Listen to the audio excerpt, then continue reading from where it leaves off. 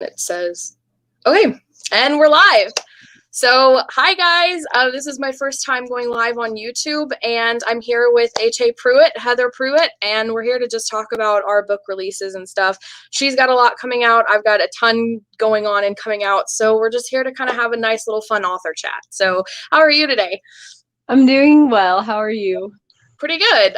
Today we're doing a party for the Mystics launch. There's 9 books launching every 2 weeks, so I decided not to have a launch party every time a book comes out. So we're doing a big, giant launch party for the entire series today.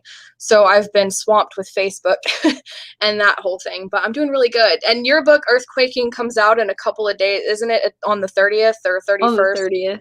30th, that's what I thought. Yeah. I didn't know if it was 31 days in the month or not. I'm dumb. So I never know either. That's funny. That's exciting. Are you like pumped about it? Are you nervous or kind of a mixture? Yeah, definitely a mixture. I'm super excited about it. It's my first independently published book. My first book I did with a hybrid publisher, so they helped Hmm. me a lot. Right. And so I'm doing everything myself this time, and that's really nerve-wracking, but it's pretty exciting too to think I made this thing that I can hold and people can read. It is. It really is. It's also I can understand and relate to the nerve-wrackingness because like you're doing it alone and it's like kind of nerve-wracking, but I realized that in my personal journey, I like having control. So I didn't realize that was an issue until experiencing like the traditional publisher, and I'm actually a lot happier now that I have control over everything. But I don't think I could have done it back at the start because I needed somebody to kind of guide me to teach me about self-publishing. So but it can be really nerve-wracking your first time, but when you see that book, it's also I'm sure you understand probably holding your first book in your hands, like that satisfaction, that excitement of holding your book in your hands for the first time. So how long have you been working on both of these books? Like how long has this been in the works? Um, I started writing, I think around 2015. I'm not 100% sure, but I think that's around when I started writing it. I know it was when I was doing my student teaching and substituting. Maybe it was 2013 or 14, somewhere around there. Mhm. About 5 or 6 years ago. And I started writing then. I'm still writing as I work on publishing the books. And so I'm on book 5 writing, but I That's haven't cool. You're typed pretty far ahead. anything. You're pretty far ahead then. That's pretty cool. Yeah. Yeah, I think I started Hunter back in 2013 or 2012. I didn't really, at the time, I was just a writer as a hobby and I was in high school. So I did not care what I was writing about. So I didn't take notes. I didn't try to remember certain dates or what I felt when I was writing it. So I've kind of lost all that information in my memory because it's been a long time. But I'm pretty sure it was in the 2012, 2013 range when I started Hunter. And then I finished all 17 books in the Valiant series in 2017 or 2016, something like that. So it was most of my high school life for me. But yeah, Hunter and Shifter is going to come out. Hunter is going to be out soon in July 6th. And then Shifter is going to be out August something. I don't remember the actual release date. They're re-releasing. So they were originally published by Ambassador International, and then I got my rights back and I'm re-releasing them. So, and then the Samurai book 3, which is the new one we've all been waiting for a while, and it's going to be in September. And it's my favorite in the whole series, so I'm pretty excited about it. That's kind of my main, what I've been working toward. That's my main thing. So. That's cool. How many books, do you know how many books you have published? It seems like you have so many. I don't have as many published as I have as many written, honestly. Okay. So I don't know how many. I've got The Crystal Heist and Dark Magi, which are both published. I was in an anthology called Glimpses of Time and Magic. It was for charity, so all the proceeds went to a charity. I think it was called Open Door. I can't remember what it was, but that one's getting ready to be taken down, so that will no longer count. Of course, I've got Hunter and Shifter coming soon. And then the Mystic series is going to be 9 books, and I think they're going to finish that series in October. So that'll be 9 books plus The Crystal Heist plus Dark Magi. I don't know. It's a lot. Plus the Valiant series, by the time it gets done, there'll be 17 books there. I'm also doing the Republic Chronicles, which I don't know how many books that'll have because it's the stressful one, because normally I like to have the book series written before I publish, but I'm actually writing that one as I publish, and that's my first time doing that. So I'm extremely nervous. Like the Valiant series is 17 books, but they're already written. Like I don't have to do anything but edit them. So that one's a little nerve-wracking. Plus, I've got the Calamity's Hope series, which right now I think Volcano's published. Earthquake will be out next year for that series. That's probably going to be 5 or 6 books on that one. And I have the next 2 books in that one written. So I'm actually going to be writing book 4 and 5 and 6 in that one soon. That's a contemporary romance that always ends in a natural disaster. I don't know what that's classified as. Romantic suspense or something. So yeah, that's about how many I've got published. As for written, I've been writing since I was 10 and I'm 26. So I've got 16 years worth of writing behind me. So it's a lot. I think it's in the 50s range last I counted, but I don't know. Because a lot of the books that I wrote when I was younger were short stories, I've since learned, but they felt epic when I was 10. So, but yeah, it's a lot. I've written a lot. Especially when I did the Million Word Challenge in 2020. That was the big one. I had gotten tired of that. You know, some writers fall into this routine of like coming up with an idea and then it just sits there and like you never turned it into a book or whatever. And I'm really bad at that. And I kind of got tired of it. So I ended up deciding I'm going to write 1,000,000 words this year and see how many books I can get written. And that's kind of what helped to get me out of that the rut that I'd gotten stuck in. So Yeah, I think that's when I started following you and noticing your posts when you were posting like a mini story each day. And I was like, does this girl write like all day long? How many books does she have? I thought they were all from a book. I didn't know what it was. No. But yeah, I understand now because I heard you talk about it on one of your videos. But yeah, you're just like epic in how much you write. It's kind of amazing. That was just like a fun little 365 challenge is what I think it's called. And it's where you write a short story every day, a micro tale or however long you want it to be. And so literally I normally go to bed at like 5 or 6 in the morning because my husband and I have a night schedule. So literally at 5 or 6 in the morning, my brain's not working. I would just quickly type it up, post it on your quote, and then that would automatically post it to Instagram for me. And I did that for 365 days in a row. And I was worried. I'm like, I have never read any of them. I want to compile them together and just curiously see how many words it was, because I wasn't counting. It was just like, you know, about 50 words per story. I mean, it was really short, most of them. So I don't know if they're good or bad, but that's my 5 a.m. morning tired brain. So, and it didn't get a lot of Instagram engagement, surprisingly, but I had fun with it. So, and it was kind of a challenge. So, plus it actually kind of helped me because I'm really bad at posting stuff on Instagram, any social media really. And it gave me something to do for a year to keep up with on content.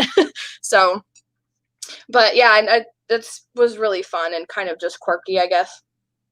I know I enjoy them. I don't remember exactly specifically, but I know whenever I read them, I thought they were good. Well, thank you. I'm surprised. I'm genuinely surprised about that because I thought most of them probably didn't even make sense, but you know. But so what's your writing process like? Do you write like in the morning, in the evening? Do you have to be kind of alone, or can you write with like a bunch of noise and stuff going on, or what? Oh, I definitely can't write with any noise going on. Yeah, I have to be all alone, and I usually only write once a week. And I don't think I started out that way. I would just kind of write whenever, but it's turned into just once a week on Sunday afternoons because that's the only time I have any time away from the busyness of life. Life is really, really busy. It got even more busy a couple months ago when we got 4 foster kids, and now it's like so busy I can't even think straight most of the time.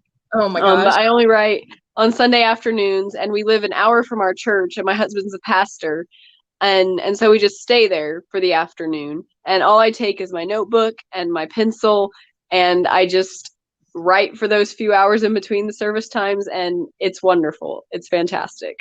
That is really cool. That's really interesting. Do you use, I guess I'm assuming you use like a pen, like a pencil and paper then, like instead of typing? Yeah, have those really cool. composite notebooks, you know, with like the fuzzy black and white stuff on the front. I like those, and I just write with a pencil. I think I only use notebooks for notes anymore, but my wrists, when I did the million word challenge, I really screwed up my wrists, and so I can't like actually handwrite for too long anymore. I do that for my Bible journaling, but I cannot write like a novel with that anymore. Yeah. And when I'm typing, I'm more creative because I'm a super fast typer, so that's why I only use a computer. I would love to handwrite stories again, though. I did that. I think some of the Valiant books actually were originally handwritten. I have them somewhere in this mess of a house, but Yeah.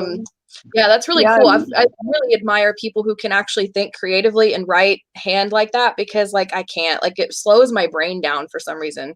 And so it's so cool when I hear authors like you being able to do that.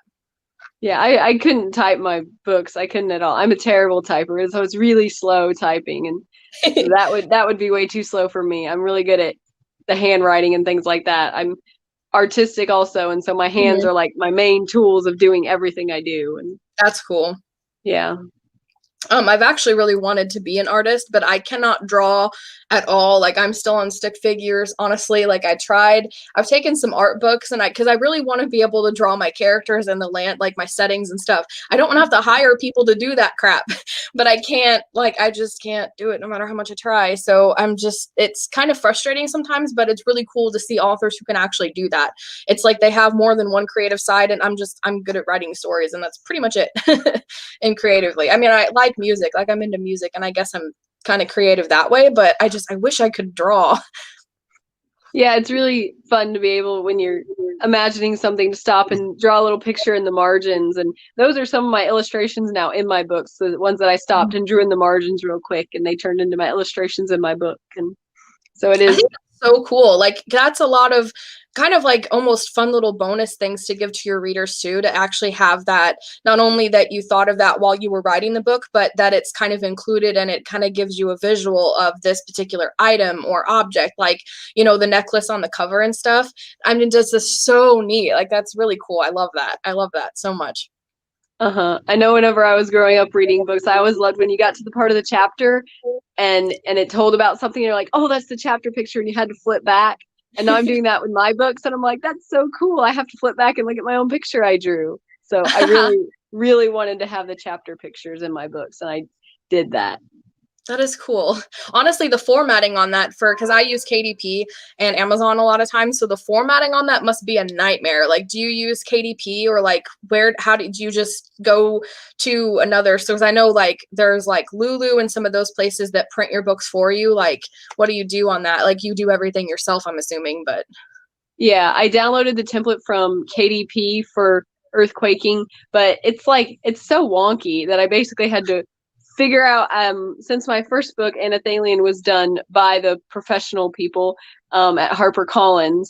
I got my graphic design ruler out and I measured everything. Graphic design rulers have all like the font size and the inches and the picas and everything you can measure on interior formatting. So I just measured it all and I copied it the best I could, and it turns out that it look almost like the same person published them. And that's so really good.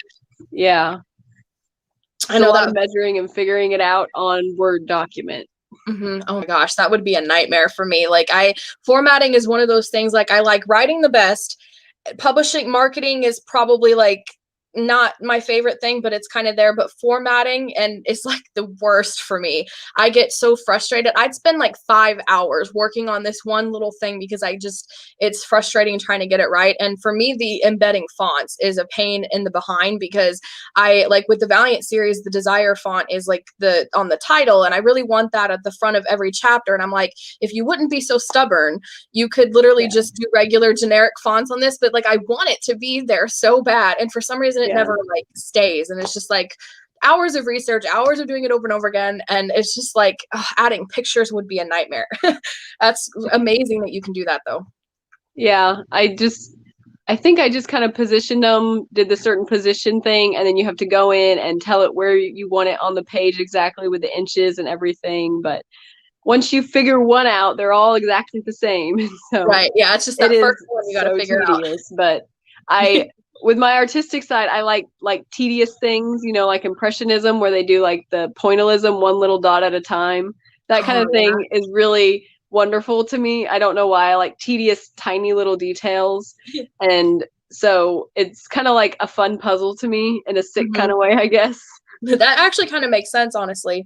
It's Yeah. not something I would actually enjoy, but I'd probably get really frustrated really fast. I have a bad temper when it comes to that stuff, so I Yeah. feel like yelling at my computer and stuff, but it's amazing that you have such artistic detail to actually like, that it actually kind of like, I don't know, that you like it and enjoy doing it even. So that, which makes it even better and easier to do probably. So that's really cool. And with the font thing, like you want the inside font to match the outside font. I can't ever find a font I like, so I just draw it. And so that definitely helps. And I just make it a picture and put it in where I want it. That's really handy too, that you can do that. Yeah. I know I'm not bad at drawing fonts, but I just prefer to like use other fonts because I feel like I'm not artistic enough to make it look good like your stuff is. So I just kind of stick with safe rather than self, I guess. I don't know, because my artistic stuff's never a really good choice for that kind of stuff. But like making maps on what's it called? Incarnate is a program that I use, and that one's pretty good. And I can be creative when it's all done for me. I'm not good at, drawing it myself. So but I gotta take another drink. My throat's really dry for some reason. Ugh. I feel like I'm drinking a lot of water, but my throat gets really dry. So what's the hardest scene you've ever had to write? I love asking writers this question, so because it's really interesting to think about. I think that whenever I write a lot, it kind of goes along with my life, kind of parallels. And the hardest thing to write in the books, I won't say the specifics of what it was in the books, but it was when my husband's mother had died, and it was a very sudden, shocking death. And all death is bad, but it was a very unfortunate way for her to go. And that playing out in the book, and I felt every heartbeat of that happening in the book. And it was completely translated from our night staying up because we couldn't sleep because it was just so forceful of that blow. And then writing it again and experience it again, I think that was probably the most difficult thing, just because of all it connected to in my real life. That actually makes sense. I know I pour a lot of my emotions into my writing too. I think every writer does to an extent. It kind of like helps us kind of get that all out on paper. I guess it's, a lot of writers use it as a coping mechanism too, so. Definitely. I know I do that. What about you? What's your hardest thing you've ever written? I've written so much. I don't know. Probably anything challenging, like, in the Million Word Challenge, one of the books I did was my very first action, like military action book. And I wanted to do it because I'd never written one before, but my goodness, like there's no break. Like it's just gunfights. And I'm a fantasy author. So give me dragons, give me swords, give me magic, and I can write you a pretty decent fight scene. I've done that before. Give me guns in the modern world. I don't know what in the world I'm doing. Like, it seems like it's just the same repetitive. I fired, he fired back. It's just like, how do you change that up? And I mean, I could do a decent fist fight, but you just, with guns and tanks and planes, it's like, I don't know what I'm doing. And that was all it was because that's how the story goes. And that's the genre. And that's what I wanted to try doing. And this was also at the end of the challenge when I'd written it was like 600,000 or 800,000 words in the year. I'd been writing 4,000 words a day pretty consistently at this point. And it was like, I had burned myself out on top of that. I was ready to be done with the overall challenge. And that book was also kind of just a bad point. Like, it was just like, I wanted to be done with the challenge. And that entire book was it was like so tedious and so hard because my characters didn't really have a break because it's an action book, and it was just gunfight after gunfight after gunfight. And I got so sick of gunfights and trying to figure out how to make it interesting. So I feel like I want to publish that one, but I feel like it's going to take a lot of editing because I probably cheated and did a lot of he fired or she, something like that, like a lot of cheating words. But it's just like, it's really hard for me to do gunfights, I guess. Like in my Mystic series, I have supernatural creatures, which kind of help because there's vampires and werewolves and all that stuff. And I mean, they use guns, but my main vampire, he's a vampire, but he uses a katana. So he takes a sword into a gunfight and it works pretty well. It's just that one was just humans, regular old world military stuff. And it was really hard for me to write. Yeah. I can definitely see that with fantasy. There's no limits on what people can do, but with the real life stuff. I always really admire when people talk about historical fiction and all this research that they do. I don't do any planning, I don't do any research. And so it's just amazing to me, the people that do so much research. I am up to my ears in research for history right now. In the Valiant series, one of the characters is not a spoiler to say that he actually lived on Earth and he was born in 209 BC and he lived up until 2016. And so that's 2,000 years of history for him before Raiden finds him, like Raiden finds the other chosen. And by the time Hunter rolls around, Jace, the character's already with them. So this is kind of like a prequel. It's his backstory. So again, it's not a spoiler that he ends up with Raiden. But the way that I did Immortal, his book, was where you find, like, an archaeologist finds his journals. And so it's written as his journal. And I had 2,000 years of history to get to. So I kind of did a little mini cheat. I skipped about 1,000 years of history because of a quote fire. And that got rid of some of the tediousness. But I kind of jumped around. And so basically the story had to have certain, like, she was reading certain journals for a certain spoilery purpose. And so I skipped a bunch of other time too. But it's one of my longest books too. And so I went back after because I finished it in 2016. So now I'm actually going back and writing Immortal, the Lost Journals to do the time periods that I skipped. And I've been working on this book for years. And so I write a little bit in it and then I go and I jump to other projects. And that's what I've been doing. And this is, since I just finished writing King of Malice, I decided I'm going to jump back to Immortal, the Lost Journals again. And that's what I've been doing. I haven't even written anything for the past week because I've just been researching, and I feel like I spend more time researching for this thing than I do for actually writing anything. And then my history buff gets involved, and we just love doing, like, I love doing the research and just reading about this stuff, and that distracts me and keeps me from actually writing anything. But I have tons of history books, like right back there on my shelf. Like, I've got a whole shelf, like, longer than the camera will show you, full of history stuff. Like, just for Jay, like, anytime I have a history book, I don't even think of another historical fiction. I automatically jump to Jace and how it involves his life. It's so much. I cannot express how much research I've actually done for Immortal and Immortal the Lost Journals. It is insane. I've never researched anything, I don't think, as much as I have. It sounds like a lot, like that much history time span. That has to be crazy. Yeah, it is. And it I don't even have a complete timeline of him yet because I just, like I said, I jumped around. So it's also kind of fun because then I get to, like, I get to know him and, like, oh, Jace went through something like this. Like, this is new. Like, I didn't know this. And so it's like I get to know him in a such deeper way. And I think it's probably why I'm more attached to him, because he's had more screen time, so to speak, just because he's lived so long compared to my other characters. And it's just so kind of just interesting to get to know him. Like, I'm still discovering new things about him as I write, and I'm just kind of letting the story and stuff kind of explode the way that it's, the way that God wants it and the way that it's meant to be, I guess. So yeah. I think it's really cool how when you write along and you discover those new things about your characters and you're like, oh wow, just like you said, I didn't know that about you. Like, really, you did that and you went through this, and it's really cool to discover them as I write along. Mm-hmm. I do that a lot with villains too. Like, I didn't know that, and it's like, no wonder, or like, I understand you now, buddy, and just all these different new things. It's fun to do it with any characters, but I really love doing it with villains because I guess it kind of just makes them more real or something. Like, it does that. I can't talk. It does that with all the characters, I think, but it's like, for some reason, it happens with villains a lot for me, and I don't know if it's a writer than I am or what the deal is. But and then sometimes I love it when your characters just kind of like explode on you, is what I like to call it, and they kind of just do something crazy, and I'm like, that was not in the outline, dude. What are you doing?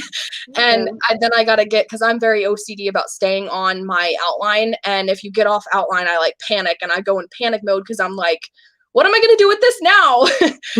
But it's exciting to kind of learn. Like, most people probably assume that we authors like know everything about the characters, and it's like, I kind of learn as I go. But yeah, that's what I do. I learn as I go. And in Earthquaking, there's one of the characters who's pretty mild mannered, and you do see one of those explosion moments, and you're like, oh wow, I didn't know I had that in you. And it's really fun. It makes me laugh. It's like kind of a serious thing, but it makes me laugh a lot when I read that part. So I definitely get that.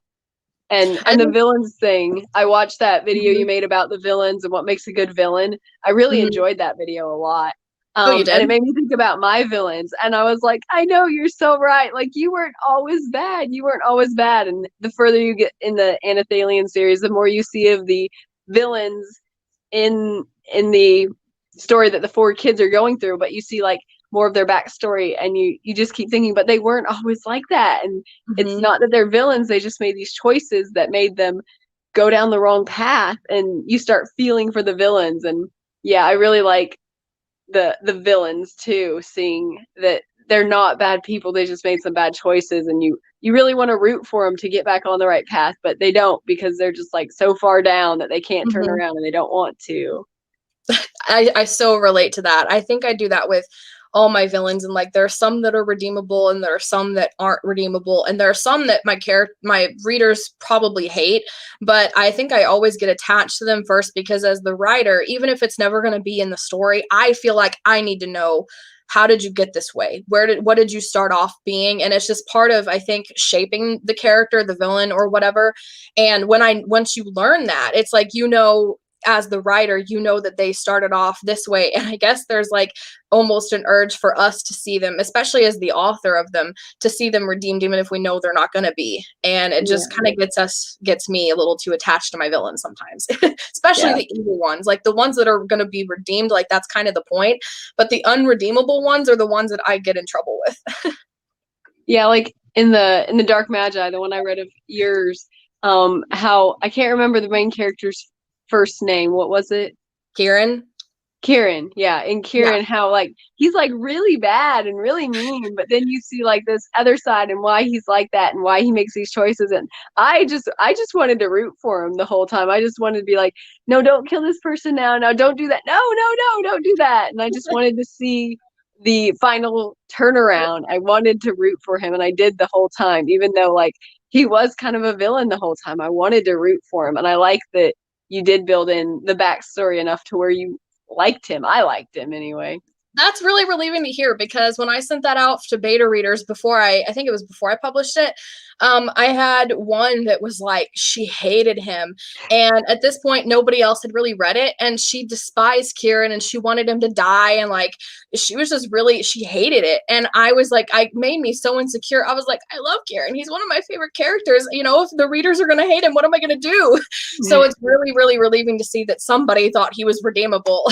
I'm working on him a little bit more in Light Magi, the book one in that series, and I'm trying to show the flip side of that a couple of years after the events of Dark Magi. So it's pretty exciting. Of course, I introduce a bunch of more characters, and we get to see the galaxy, and there's a bunch of magical spaceships, and that's going to be out in November. So That sounds fun. yeah. Yeah, my main male in Anathalian, Tad, a lot of people either like really love him or really hate him. And I have one girl being like, I just don't like him, and he's so grumpy, and why is he like that? And in Anathalian, you do see why he's like that, and you do Mhm. see him grow throughout the series. And man, he's like my favorite character. He's so good, and he's real stubborn. He wants to just keep making the wrong choices, but things keep pulling him in the right direction. And I really love characters like that. That's really exciting. And I noticed your poll on Facebook where you asked people what their favorite character was. And I haven't read it, so I obviously couldn't contribute to the poll, but I noticed that I think Tad at the time was winning. So I was like, that's kind of Yeah. cool. Now I need to know why everybody likes him. And it's really Yeah. exciting. So how do Yeah. you handle bad reviews? Like, how does that affect you emotionally, or are you able to kind of just let it wash off? It definitely is difficult. I'm real tender. um uh but I know that God has given me this story, and I Mhm. know that not everybody's gonna like it. But since I know God has given me this story and it needs to be out there, I fall back on that Mhm. He's given it to me for a reason, and I'm writing it to honor Him and not to please anybody else. And so if I don't please anybody else, that's okay. It's hard, but that's okay.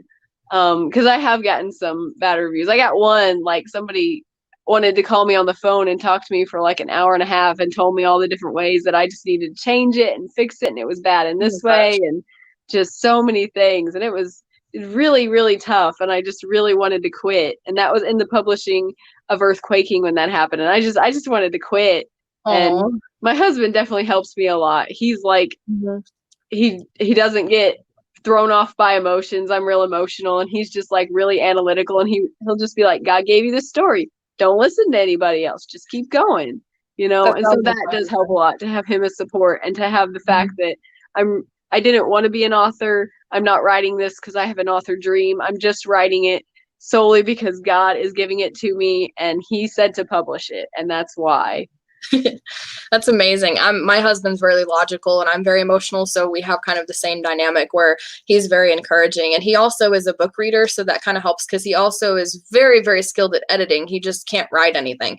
So when it comes to some of my more important stories, he really helps me edit them and everything. And he's very logical and analytical, so he helps. But for me, like, I actually struggle with that a lot because I have an author career. Like, I'm a full-time author. It's my dream. It's what I want to do with my life. I have kind of nothing else in my life going on career-wise, and I let my identity get caught up in my books and how well they do. And I think it goes back to when I started writing, because I started off writing on Wattpad and releasing the stories, and I kind of fed into the whole read how many reads every book got, how many comments I had, and I let my identity get caught up in that, and that's, I think, what started it. And it's so hard to kind of break away from that, and I'm trying to learn how to just write for God right now, and write for myself as well. Like, that's why when I wrote King of Malice and the first book to that one, Champion of Lies, I wrote those books for myself. I don't think I'm ever going to publish them because I've lost that sense of writing as a passion that I had when I was younger before it was a career. And it's just so hard to not let my identity be in how well they sell, or how well people perceive it. That's why I wrote the character Liam in Volcano, as a YouTuber who was caught up with how many subs he had and all that stuff, is because I poured a lot of myself into his character for that, because it's something that I struggle with so much. Yeah, that is super hard. I know that marketing is part of being an author. Mm-hmm. And I really hate marketing because it does get you caught up in how many likes did I have? Who liked this? Like, I'll make Mm-hmm. some random silly video featuring guinea pigs and it'll have all these likes. And then I'll make one about my book and like nobody looks at it. And I'm like, Mm-hmm. why? And it's really hard to get caught up. It's so easy to get caught up in that and hard to get away from that. Mm-hmm. And Especially like you said, when you have to be marketing all the time, it's like, mhm, what else am I supposed to think about? That frustrates me, because it's like like what you said, you share something about guinea pigs. In my case, I don't know what it is, but like in my Facebook fan group, that's the majority of where my marketing goes. And I share these random questions like, where would you like to travel to? Or, what side of the bed do you sleep on? Or, do the random things like that. And there's just engagement up the roof. So that's not the problem. And then I mhm, post one thing about my books, and it's like we get crickets in here because it's like nothing. And yeah. newsletters right now are kind of like not getting a lot of opens and clicks. So that was a little frustrating for me. And it's really hard. And you have to be on your toes to find out what new techniques are being, implemented. That's why when I saw you utilizing Instagram, I was like, I got to jump on this bandwagon while it's there, because I don't have a lot of ideas, Yeah.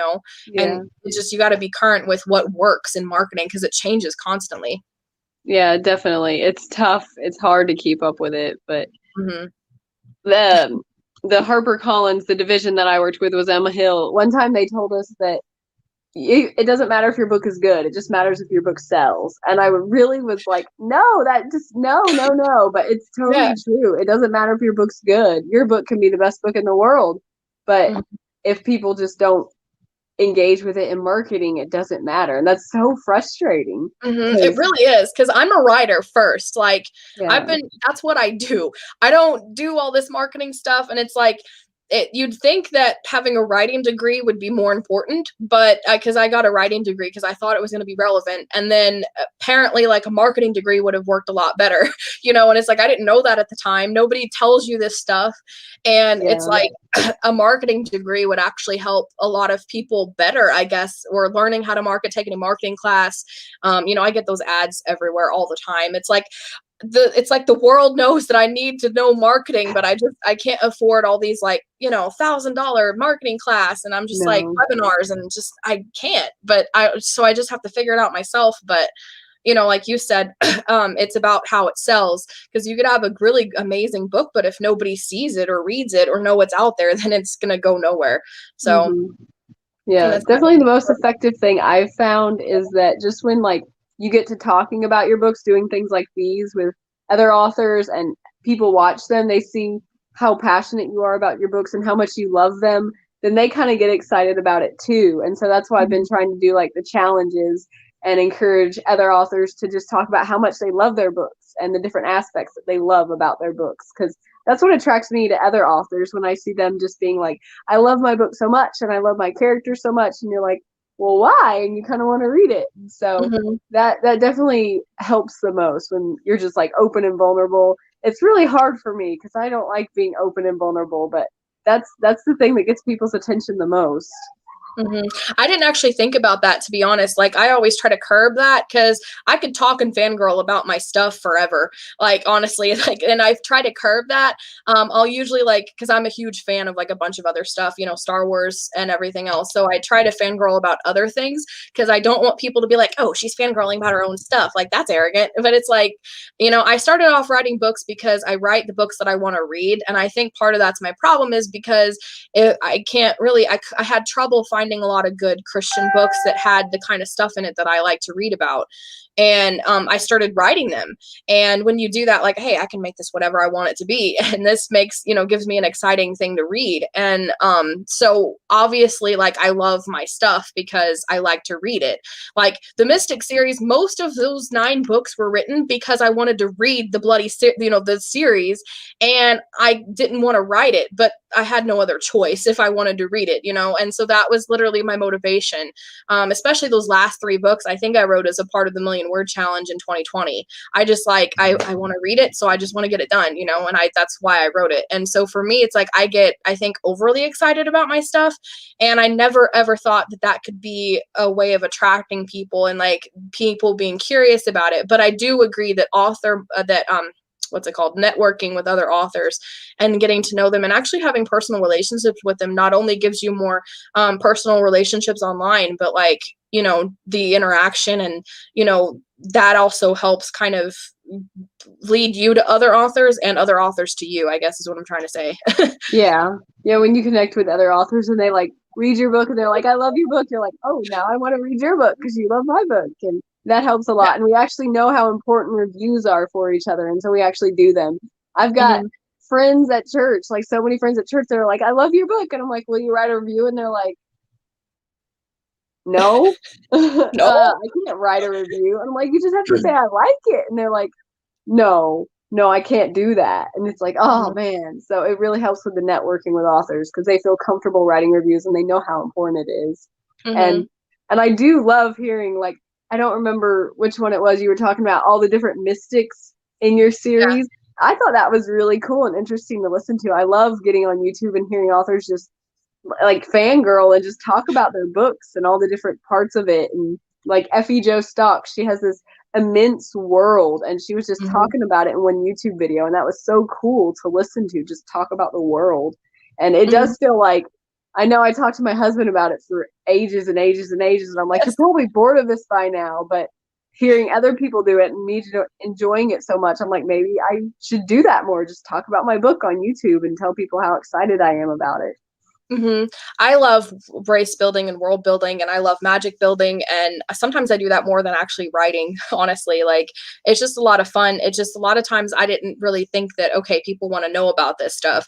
But in my mind, I eventually was like, hey, this gives me great bonus material for videos or bonus content or giveaways or whatever. And that's a lot of times why it's like I keep that stuff around because, like, it may be interesting for some people to know about. So anytime I like race build or world build, I'm like, hey, I can make a video about that. Yeah. But I don't know whether people care about it or not. But when you said that you talk to your husband about it for hours and hours, I do the same thing.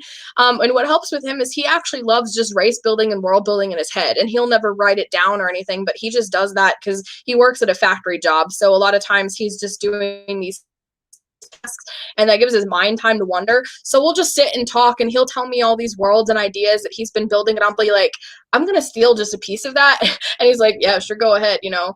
And I'll talk to him about my stuff for hours and hours on end and like annoy the crap out of him. Like I get concerned sometimes, but it's just so much fun to actually like express what you feel toward your stories. And the fact that like you know, that I never thought that people actually care about that besides me, you know, so that's really cool. Yeah. I think in the Dark Magi, I think it's cool, like how you did all the different kind of magic things, and you don't get to fully see it because you don't get to fully see everybody. But I really like you said, you can tell you like the race building, and it's neat to listen to you talk about it with that mixed mystics video. How you just like you knew everything about them, and you could talk about them, and it was just neat to listen to all the details. And I know That's when I cool. talk about my own stuff, it gets me excited.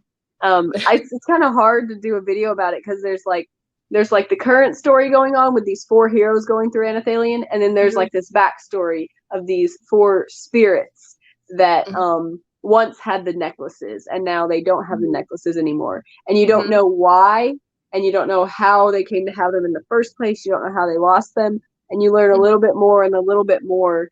And it's just really exciting. And I always want to tell my husband more than he knows already, but he's like, don't tell me I haven't read the 5th book yet, you know? And I'm like, I wish I could read it to you right now, but it's not even finished. And it's That's so funny. much fun to talk about it. I think the hardest part is, like you said, trying to keep it under wraps when, like, you know, like there's a lot more about the mystics that I wanted to talk about, but I literally can't because it's spoilers. And I kind of, sometimes it's hard to forget that I've got 9 books in this thing. And so some of this stuff, the readers aren't going to know till book 5. So you're going to have to curb it down a little bit, you know? And it was hard for me to get back into that book 1 mentality. Like, I can only talk about stuff that's in book 1 because I can't spoil anything for anything else. And so it's kind of funny. I'm glad that my husband, he doesn't read them for fun. Like, if he ever reads any of my books, it's editing. So he never cares about spoilers. And so a lot of times that's probably why he doesn't read my books, is because he knows everything already. And he helps me with the ideas. So a lot of the ideas in my books, like, I should be giving him credit because half of all my ideas are his, because he's really super good at just coming up with ideas on the fly. And it takes me a little bit to think sometimes, but it's like, you know, to have to contain the spoilers and not talk about world building or race building or whatnot because of a, you know, a spoiler, that would be so hard for me. So I can really sympathize with that. Yeah. Having already written the 5th book, I keep being like, I just wish I could tell you this part that I'm writing right now because it makes me so excited, but I can't tell you anything. And so I'm going to talk about it. Like, there was this person and they did this thing, and then there was this other person, and he's like, I don't know what you're talking about. Like, just trying to be as vague as possible. Yeah. That's funny.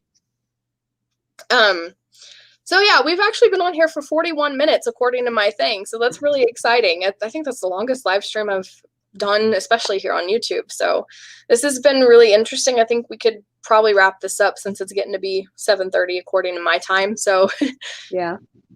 I've really enjoyed this, though. It's just fun to just kind of chat about your books and my books. And I know we authors love to talk about our books, but we don't get a lot of opportunities to do that. So it's nice for both of us to just kind of let our inner fangirls out and just talk about our stories and stuff. And I can't wait for Earthquaking, and I really need to read the first book, and it's really exciting. And I love your art, and it's just, and now I'm intrigued about those necklaces because my brain gets caught up with the world building, and it's like, now I need to know the backstory, and it's like, are you going to write a prequel that I can read? Like, this is so exciting. Yeah. So it's very, very exciting.